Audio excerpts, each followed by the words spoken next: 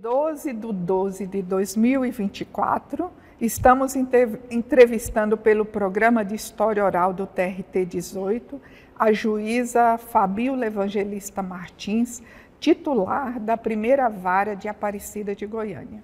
Boa tarde, doutora Fabíola. Boa tarde, Irione. Doutora Fabíola, para começarmos, gostaria de conhecer um pouco da sua história. Onde e quando nasceu? Conte-nos sobre a sua família, a sua infância. Qual a importância da sua família na sua trajetória? Bom, Irione, eu costumo dizer que eu sou uma 100% goiana. Nasci aqui em Goiânia em dezembro de 1974, então esse mês estou já fazendo meus 50 anos. E sou filha de 2 goianos também. Minha mãe nascida em Goiânia, já em 1948, e o meu pai nascido em Catalão. Então somos uma família toda aqui do estado de Goiás mesmo, né? E tive uma infância muito tranquila, uma infância muito feliz. Sou agradecida a Deus, né, por ter me colocado em um lar onde que tive 2 pais e mãe, né, pai e mãe, né, meus pais. Foram pais muito atenciosos, pais muito carinhosos e excelentes educadores, né? Então, desde o início, eles sempre estimularam muito. Eu e mais 2 irmãs, somos 3 irmãs, sempre fomos estimuladas muito a estudar, a ir atrás de conhecimento e a perseguir sonhos também. Então, eles sempre nos estimularam muito nessa questão do acredite em você mesmo, acredite no que você é capaz e trabalhe para poder conquistar e para poder atingir os seus objetivos, as suas metas, os seus sonhos, né? Nesse contexto, eu digo que a minha família é o principal pilar, foi a base realmente para eu me tornar quem eu me tornei hoje, né? Então, a minha gratidão é imensa ao meu pai, à minha mãe e às minhas irmãs também, que acabaram mudando, né? A mulher que chegou um dia a fazer um concurso público aqui no tribunal, no TRT da 18ª região, e conseguiu acabar ascendendo na carreira jurídica, né? Essa é basicamente a história da minha infância e da importância deles para mim. Quando criança, adolescente, quais eram as suas aspirações para o futuro? Já imaginava trilhar o caminho que seguiam? Não. A minha família é basicamente da área médica. Então, são todos médicos, odontólogos, farmacêuticos, bioquímicos. Não tinha ninguém na área jurídica. Eu estreiei a carreira jurídica e depois de mim, uma irmã também acabou cursando direito, né, alguns primos e tal. Mas, assim, durante a minha infância eu não tinha, né, o contato nenhum com o mundo jurídico, nem esperava ter entrado na carreira jurídica também não. Lógico que assim, as minhas predileções, já desde o início, que sempre foi com a língua portuguesa, com a redação, especialmente com a história, que era a matéria que eu mais gostava, acabava me sinalizando que eu iria para as ciências humanas, eu acabaria não ficando nas ciências médicas. Mas eu tinha um pezinho também na psicologia, então assim, ficou aquela dúvida, psicologia ou direito. No final, venceu o direito, e ainda bem que venceu o direito, porque acaba que eu consigo hoje visualizar que eu consigo também utilizar a psicologia aqui dentro do tribunal também, quando eu estou sentada em audiências, né, de instrução, conversando com partes, testemunhas, advogados, acaba que aí eu fiquei realizada em ambos os aspectos, né, do direito e da psicologia. Ao concluir a faculdade, quais eram os seus planos profissionais? Suas expectativas mudaram ao longo do tempo? Sim, porque na faculdade foi quando eu realmente entrei em contato com o mundo jurídico, né? Então lá você vai entrar em contato com as várias áreas do direito e de imediato eu já sabia que direito civil e o direito criminal, em hipótese alguma, eu iria acabar atuando ali. E eu gostei muito da área, ficava sempre tentada entre direito do trabalho e tributário, né? Só que o direito do trabalho vence justamente por esse outro lado que eu falei, que é essa questão da relação humana, dessa questão da psicologia, vamos assim por dizer. É um direito muito mais dinâmico, né? É um direito que você acaba tendo um contato maior com partes, com procuradores, com testemunhas, com todo mundo. E é um direito que eu falo que é mais dinâmico porque demanda também uma solução mais rápida, né? Então, é um direito que você acaba exercitando ele de forma mais rotineira, vamos assim dizer, de forma mais contundente, né? E isso acabou me atraindo e eu acabei focando no direito do trabalho, né? Tive o auxílio na época, fantástico, porque durante a faculdade, durante 2 anos, eu fui estagiária no Ministério Público do Trabalho, né? Atuei junto com um querido desembargador, o doutor Elvésio Moura dos Santos, por um tempo. Eu não fui estagiária dele, mas atuava lá na Procuradoria com ele. E fui estagiário de uma outra lenda aqui também do Direito do Trabalho em Goiás, que é o procurador do trabalho, o doutor Edson Braz da Silva.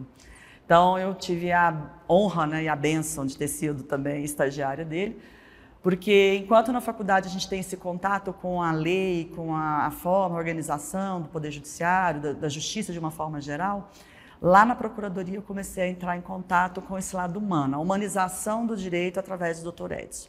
O Dr. Edson foi também foi uma grande inspiração para mim e nesse sentido me ajudou muito, me auxiliou muito a trazer o lado humano para dentro da lei fria, que qualquer lei que nós vamos dizer, ainda que seja do direito do trabalho, é uma lei fria, uma lei mais engessada, é preciso humanizar, né? Então, nesse sentido, para mim foram os 2 anos da faculdade que acabaram sendo vitais para eu decidir direcionar mesmo para o direito do trabalho.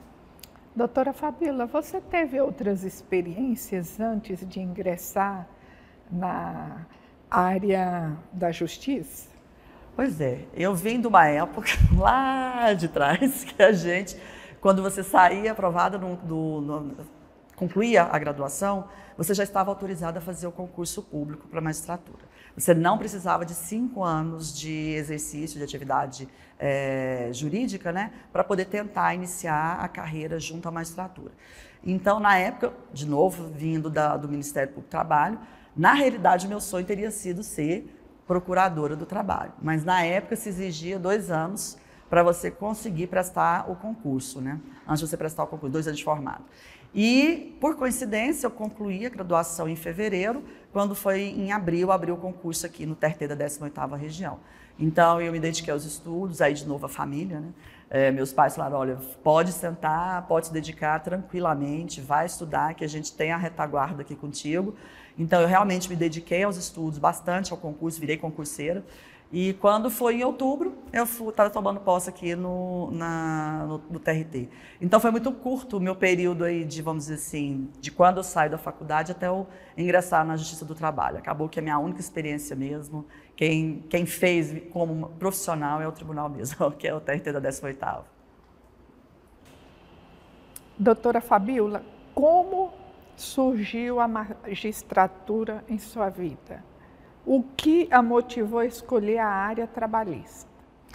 Quer dizer, a área trabalhista acabou que foi a minha grande motivação, foi justamente esse período que eu passo na Procuradoria do Trabalho, em que há um aprendizado também em relação à humanização do direito, acabou que foi de grande influência, porque ali eu realmente consegui identificar uma vocação, vamos dizer, né? Um sentido para o direito. Porque se você pega o direito por si só e vai ler, novamente, são regramentos, são regras muito frias, muito engessadas, em que você parece que não está lidando com as pessoas. Quando você traz o elemento humano para dentro da legislação, é que você consegue realmente perceber a importância, né, e a necessidade que tem de que profissionais, de que pessoas se engajem realmente no mundo jurídico, no mundo da justiça, né?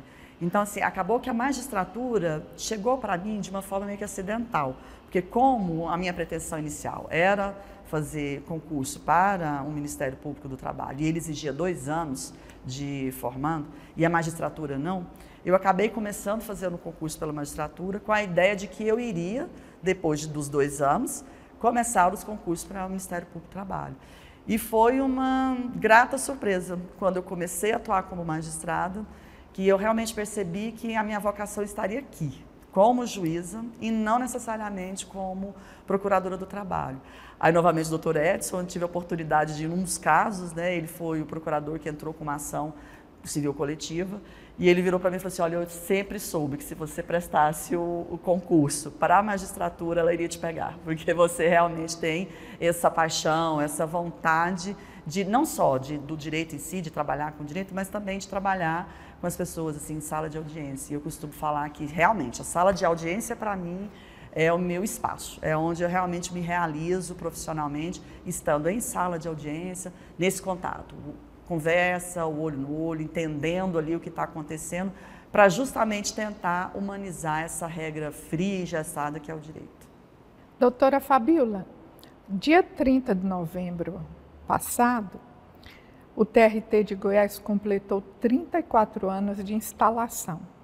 Como você avalia o desenvolvimento e o papel do tribunal ao longo dessas 3 décadas?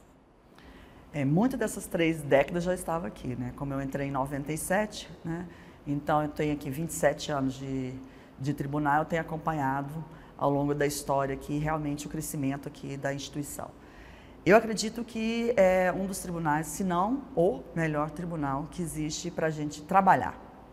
E eu falo isso baseado em opiniões também de amigos, de colegas, de parentes que trabalham em outras instituições. O tribunal começa muito pequeno, né? Ele é um desmembramento que veio da 3ª região, então ele começa como um tribunal de pequeno porte e hoje é considerado um tribunal de médio porte e é uma grande referência no país.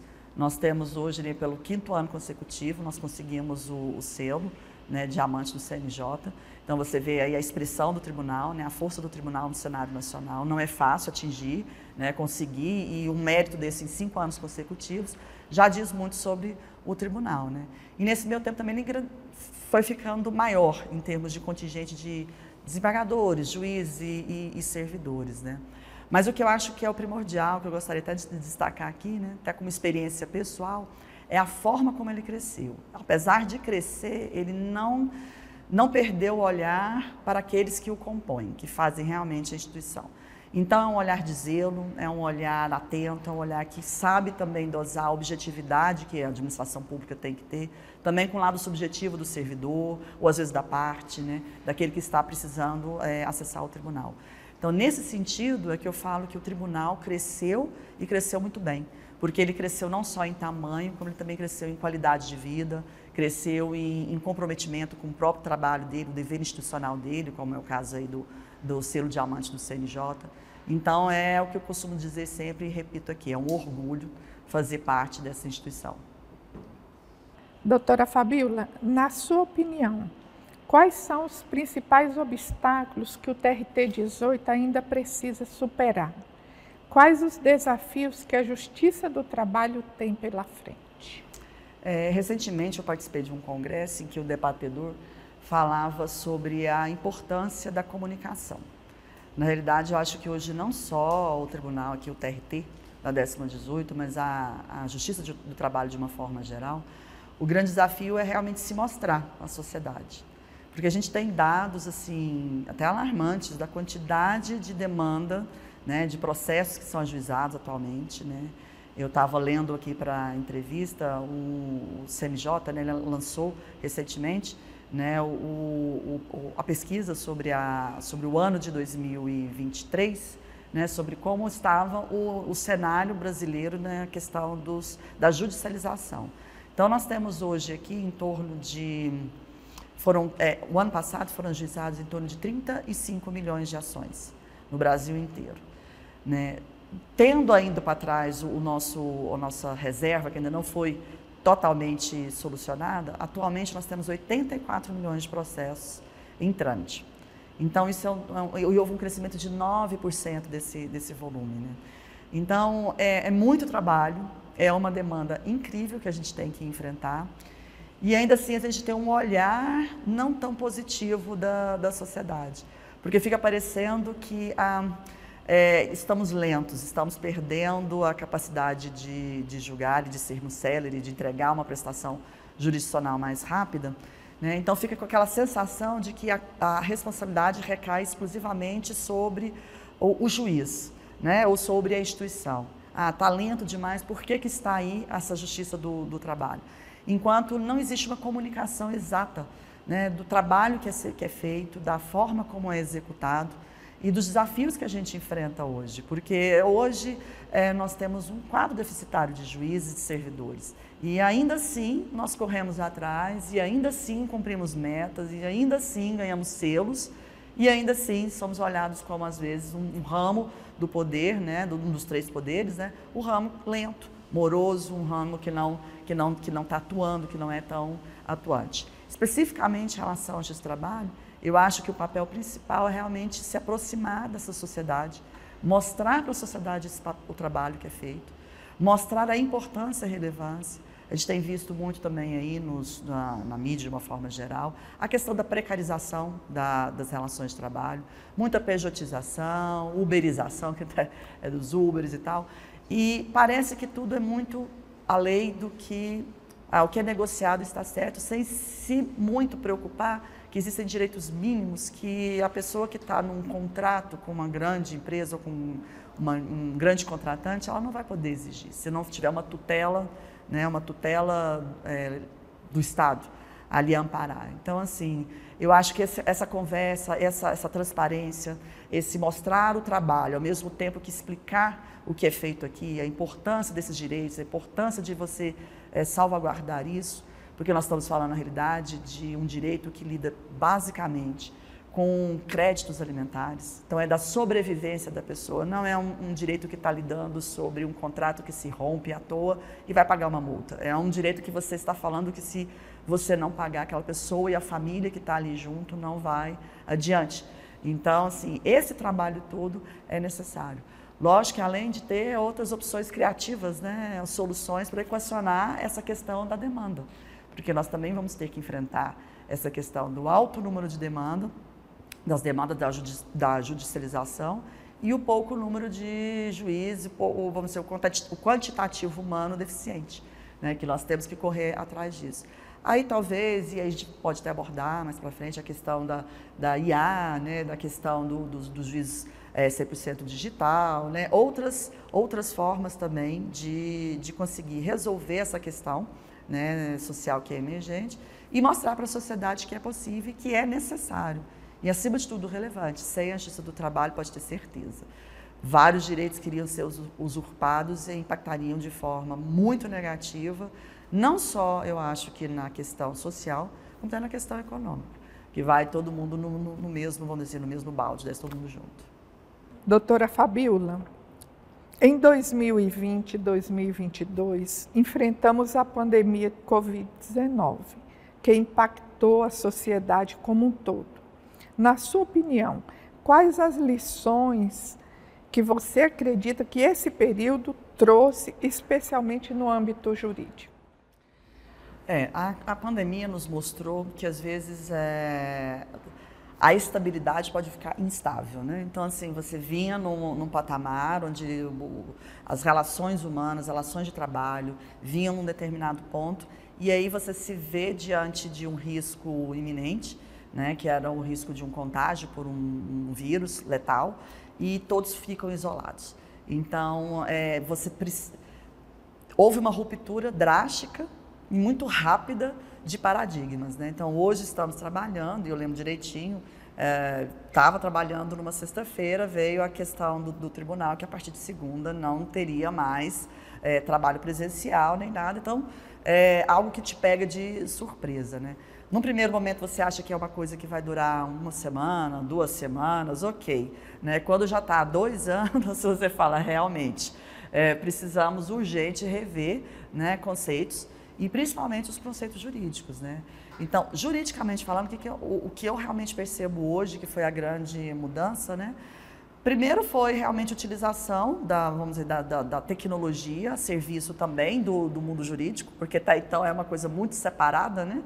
Computadores, processo, a gente via muito como um processo eletrônico, não como realmente dentro da sua casa, fazer uma audiência, despachar de casa, ter esse contato todo, tudo via plataformas, né? No caso nosso aqui a gente estava adotando o Zoom. Então, assim, via plataformas você fazia tudo e continuava a prestar esse serviço, que, novamente, né, relevante, porque não poderia parar, justamente porque trabalhadores também não pararam e precisavam continuar tendo seus direitos garantidos. Né? Houve essa flexibilização, que eu achei fantástica, né?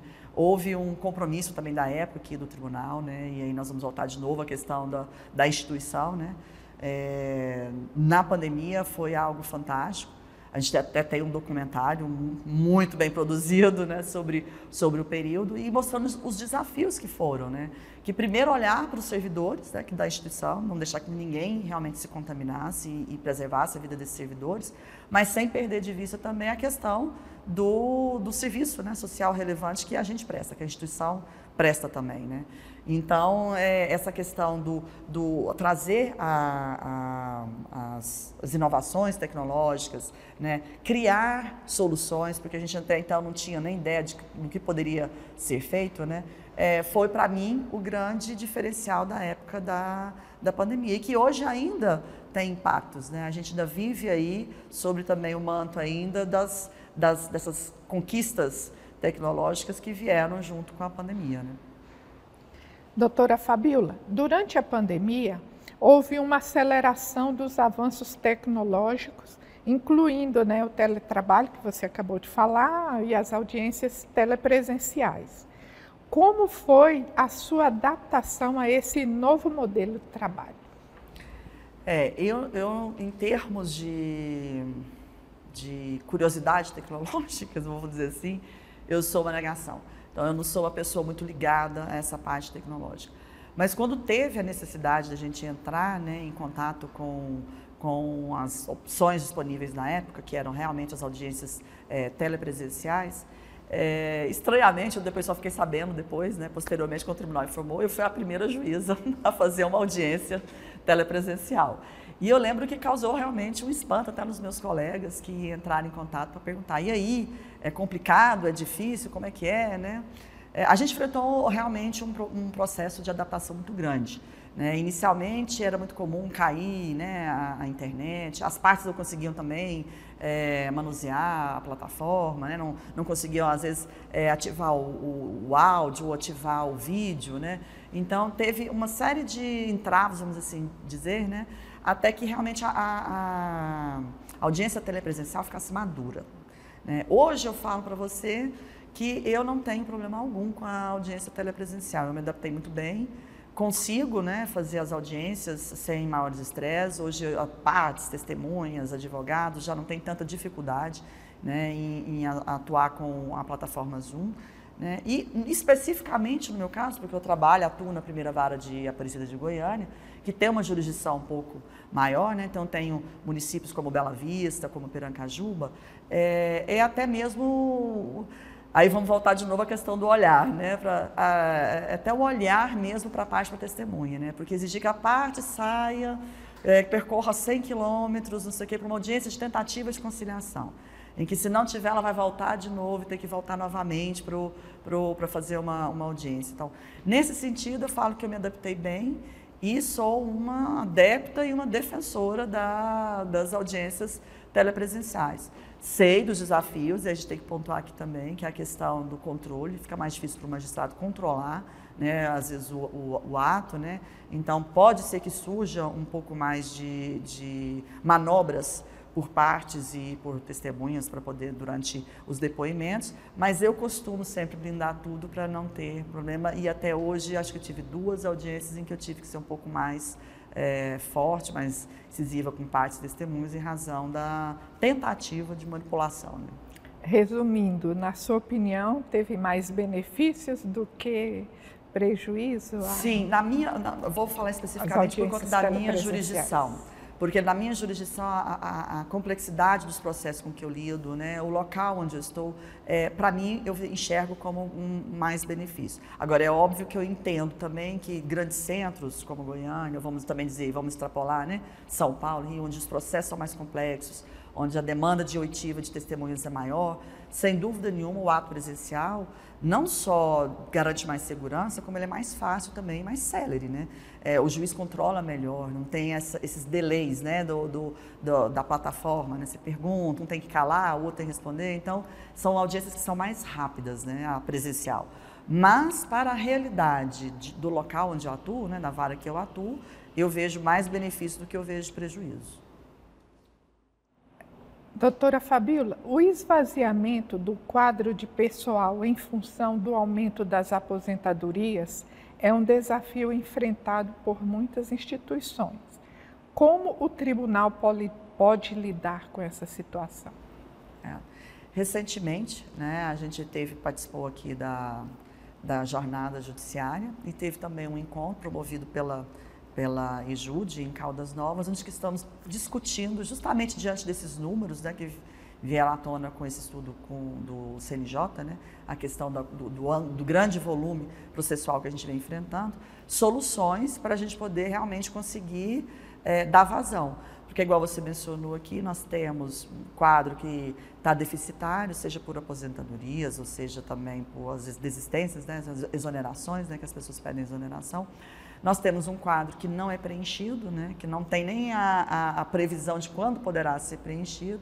Isso demanda um volume maior de processo, né, para as unidades, né, demanda, lógico, um volume maior também de trabalho. Eu percebo que hoje os servidores, pelo menos da minha unidade, são servidores que já estão trabalhando no limite, que já está chegando naquele ponto em que, se você força um pouco mais, você vai chegar na parte do adoecimento, né, daquela parte que já chega realmente no nível do estresse. Então é preciso ter soluções. Uma que a gente começa a enxergar com bons olhos, né, apesar de novo, eu sou uma negação, eu vou ter que me inteirar do assunto, né, ter uma nova formação, vamos assim dizer, né, é realmente a inteligência artificial.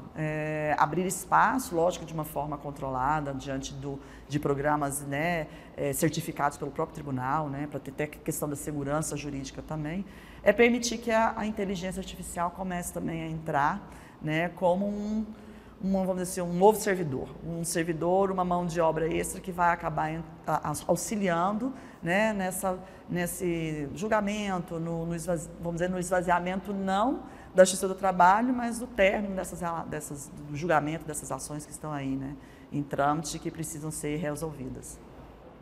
Doutora Fabíola, as mudanças nas relações de trabalho e a crescente judicialização dos conflitos apresentam desafios complexos para os sistemas de justiça. No Brasil, a importância e a urgência desse debate não se originam apenas das diversas transformações nas relações laborais e das novas legislações e diretrizes governamentais. O foco da discussão recai sobre as decisões recentes do Supremo Tribunal Federal, que tem um impacto significativo na atuação da Justiça do Trabalho no país. Você acredita que essas transformações colocam em risco o futuro da Justiça do Trabalho? Essa é uma discussão, Ariane, que ela é bem antiga, né? Sempre que nós passamos por embates, né, grandes embates, né, em que a Justiça do Trabalho é vista como um entrave ao desenvolvimento econômico do país, né, e a gente sempre sabe que isso existe, né? Às vezes há uma visão superficial e um pouco deturpada do empresariado, achando que, na realidade, salvaguardar direitos significa emperrar a economia. Então, toda vez que a gente está dentro desses embates, existem realmente manobras ou existem também movimentos para que a Justiça do Trabalho seja esvaziada, para ver se esses entraves desaparecem. Nunca desapareceu. E eu acredito que não vá também da mesma forma desaparecer. Existem essas decisões recentes em que acena para um esvaziamento da competência da Justiça do Trabalho, tentando esvaziar a Justiça do Trabalho, mas existe também um grande volume, né, de processos que nós temos que lidar e que seriam realmente processos originários e sem discussão da competência da Justiça do Trabalho. E existe também uma movimentação, vamos dizer assim, associativa, uma movimentação social, né, das associações, que é na questão de realmente manter, né, e demonstrar, né, de novo, divulgar a importância da Justiça do Trabalho na questão de uma equalização, né, de uma equanimização, tentar deixar pelo menos um pouco mais equalitária essa relação que é tão díspare, né, empregador e empregado, né. Então, eu acredito que, por mais que existam essas decisões que acenem de uma forma inicial, que seria um esvaziamento da Justiça do Trabalho, ao mesmo tempo acredito que não vai acontecer isso, né. Nós somos um país em que a força de trabalho ainda é uma grande força motriz, né, da economia. E deixar simplesmente desamparado, não acredito que vá acontecer. O Estado mesmo não vai querer deixar que essa força seja completamente exaurida, né, vamos dizer assim, essa força do trabalho seja exaurida, só em razão de benefícios econômicos, né. Acredito que, lógico, isso não vem à toa. Novamente, uma necessidade dessa comunicação, né, da Justiça do Trabalho poder se mostrar socialmente, entrar em contato com a sociedade e mostrar essa relevância, essa importância do trabalho que é executado aqui. Isso, lógico, em conjunto com os movimentos associativos que, junto ao Poder Legislativo, também trabalham para que tenha um fortalecimento, né, e até mesmo uma manutenção e um fortalecimento desse ramo do Poder Judiciário. Você teme o fim da Justiça do Trabalho? Eu vou ser bem sincera, eu não temo o fim da Justiça do Trabalho. Eu acho que num país como o Brasil, em que a gente tem, de novo, um quantitativo, nós não temos uma quantidade de trabalhadores com alta qualificação, né? Que se você possa realmente deixar que vá negociar de igual para igual com um contratante. Num país onde há uma desigualdade social tão grande, fica complicado você simplesmente fechar os olhos e deixar para trás toda a defesa de direitos mínimos. Nós não estamos falando de grandes coisas não, mas de direitos mínimos desses trabalhadores. Até mesmo pela história, nós somos uma justiça que está aqui desde 1943, não tem como você simplesmente achar que agora ela vá desaparecer. Teria que ter um movimento, eu acho que um movimento muito mais forte de extermínio da Justiça do Trabalho do que apenas umas decisões do STF que sinalizam para o esvaziamento da competência, né, originária da Justiça do Trabalho. Mas eu talvez seja uma idealista e acredito que não, que a Justiça do Trabalho ainda vai ficar por muito tempo ainda entre nós. Durante a sua trajetória trabalhista, quais foram os momentos ou fatos mais marcantes? Poderia nos falar de alguns? Eu tive momentos marcantes, e todos são em audiência, por isso que eu falo que eu gosto muito, né, da Justiça do Trabalho e realmente é o meu espaço. Meu espaço é a sala de audiência, né? Mas teve um que é tão recente que quando eu vi a pergunta, eu falei assim, gente, que interessante, algo muito recente que aconteceu, né, que chegou até a mim e que eu fiquei muito feliz, né, na realidade, quando eu atuava em Lusiânia, né, ela era uma estagiária. E ela estava, na verdade, estágio da faculdade, né? Não estagiária da unidade, não. E ela estava assistindo uma audiência na Justiça do Trabalho e era uma audiência complicada. Aí, novamente, vamos dizer a importância, né, do direito do trabalho e da Justiça do Trabalho. Era um grande banco, eu não vou nominar o banco aqui, mas era um grande banco, tinha dispensado uma servidora, era uma gerente que já estava no banco há mais de 20 anos. Ela foi dispensada quando ela foi diagnosticada com câncer e ela já estava no estágio mais avançado do câncer. Então, na audiência, eles não queriam fazer acordo, né? Eles estavam irredutíveis, disse que acordo não seria feito ali naquele caso. E aí eu cheguei a conversar com o advogado, com as partes, e foi numa conversa, nessa tentativa conciliatória, que eu apelei para a questão da humanização novamente da norma, né?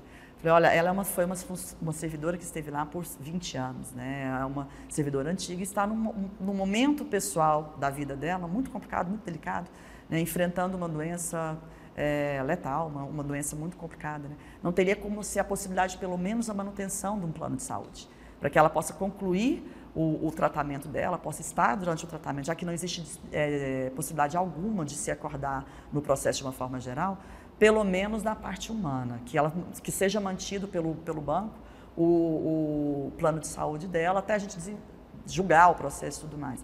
E acabou que era uma advogada do banco, entrou em contato com uma instituição e com o preposto e tal, resolveram fazer um acordo e realmente bancando assim, né? Vamos dizer, o mínimo, mantendo o plano de saúde dela enquanto era feito o julgamento da causa e enquanto ela durasse o tratamento dela.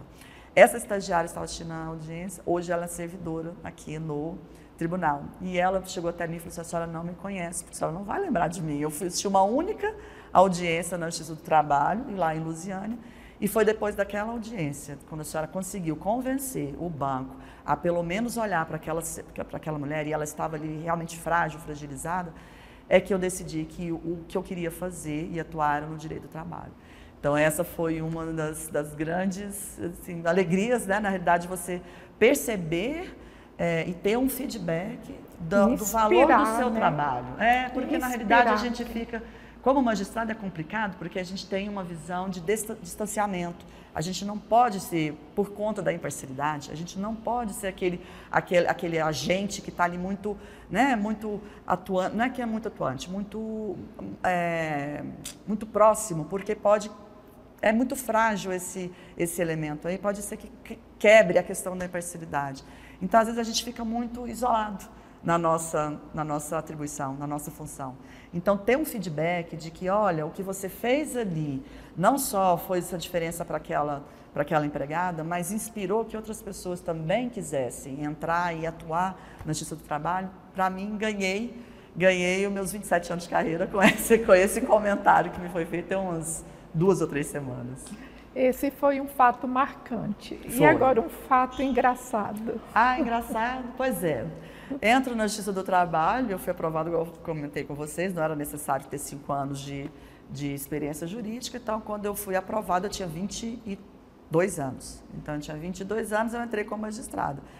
E a gente tem, lógico, no nosso inconsciente coletivo, que juiz é um homem mais velho, barbado e muito bravo. Não é uma mulher de 22 anos que está chegando para fazer uma audiência. E ainda era da época dos juízes classistas, que atuavam também aqui na Justiça do Trabalho. Então, à disposição na sala de audiência, o juiz togado, que seria eu, né, a juíza concursada, ficava no alto da mesa e os juízes classistas sentavam ao lado das partes, tinha um contato muito maior.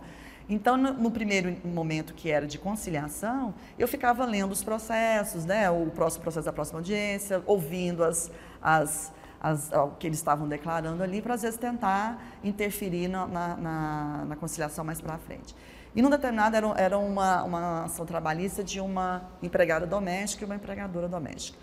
E a coisa começou a ficar um pouco mais complicada, elas começaram a se desentender, e os juízes classistas não estavam conseguindo controlar, de repente uma começou a gritar com a outra, e aí eu estava lá fazendo, só bati a mão na mesa, opa, o que está acontecendo aí, né?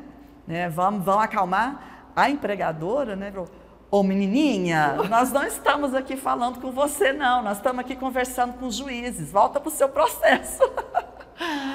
O advogado dela queria morrer, ele quase multou nela, você tá louca, ela é a juíza, pelo amor de Deus, doutora, não aprenda, né? Não é desacato. Assim, na hora, lógico, eu fiz a postura de não sorrir, nem rir, nem brincar, mas ficou claro que é por conta justamente desse identitário que nós temos, o que é um juiz, que para ela estava falando com uma menininha. Ô menininha, não converse comigo agora, eu estou conversando com o juiz aqui embaixo, volte para o seu processo. Então, esse foi o mais engraçado. Acabou que depois ela me pediu desculpas, ficou me chamando de excelência toda a audiência, me implorando desculpas, mas foi a parte mais engraçada mesmo, que eu já tive que lidar. Que mensagem você gostaria de deixar para aqueles que no futuro terão acesso a esse depoimento?